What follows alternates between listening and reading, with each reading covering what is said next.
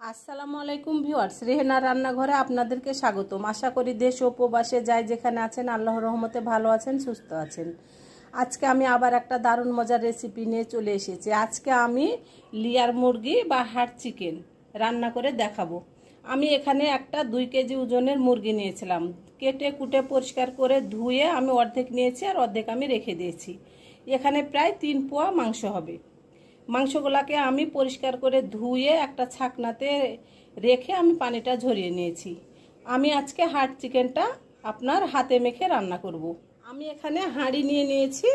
এবার আমি দিয়ে দেবো তেল। আমি দিয়ে দেবো এখানে সরিষার তেল।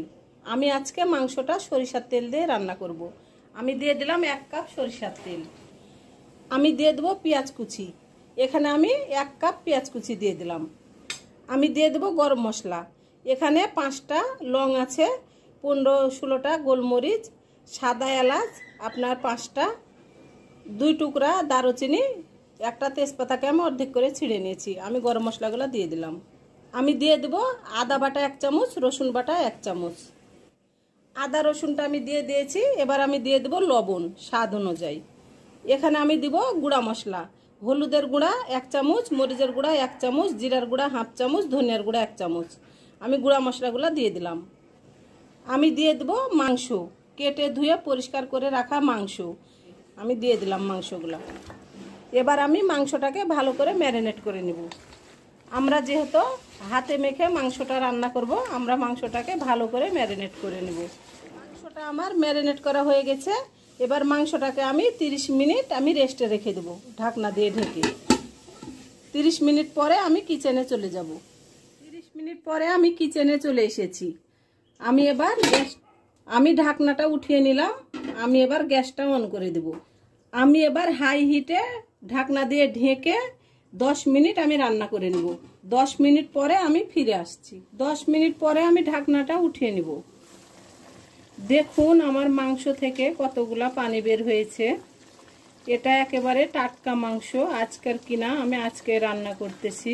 আমি আবার ঢাকনা দিয়ে ঢেকে আমি 10 মিনিট আবারও আমি কষিয়ে নেব। গরুর মাংসর মতো করে রান্না করতে হবে। এটা অনেকক্ষণ রান্না করতে হবে, প্রায় 1 ঘন্টা। আমি আবার 10 মিনিট পরে 10 মিনিট পরে আমি ফিরে আসলাম। আমি এবার ঢাকনাটা উঠিয়ে নেব।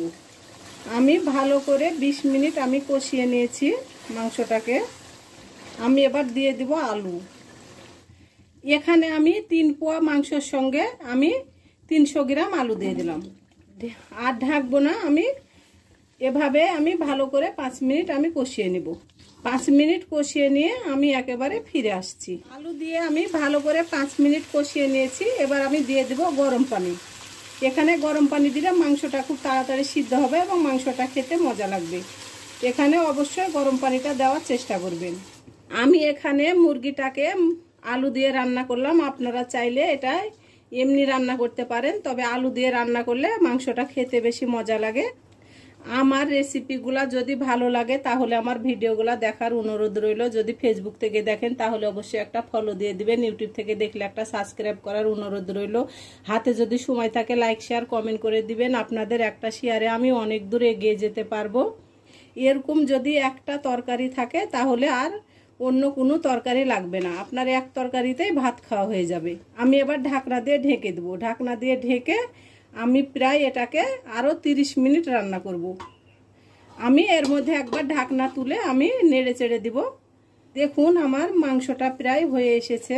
এটা গরুর মাংসর মতো রান্না করতে হয়, এটা অনেকক্ষণ সিদ্ধ করতে হয়।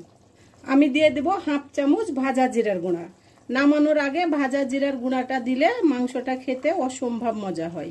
আমি দিয়ে দেব 4টা কাঁচামরিচ। এটাতে ঝাল হবে না, এটা একটা ফ্লেভার সুন্দর করবে। আমি এবার ভালো করে নেড়ে চেড়ে ঢাকনা দিয়ে ঢেকে আরও 10 মিনিট রান্না করে নেব।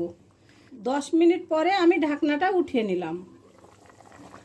আমার রান্নাটা পুরোপুরি কমপ্লিট। আমি যেহেতু আলু দিয়ে ঝোল করব, আমি এভাবে রাখবো, আলুতে ঝোলটা টেনে নেবে।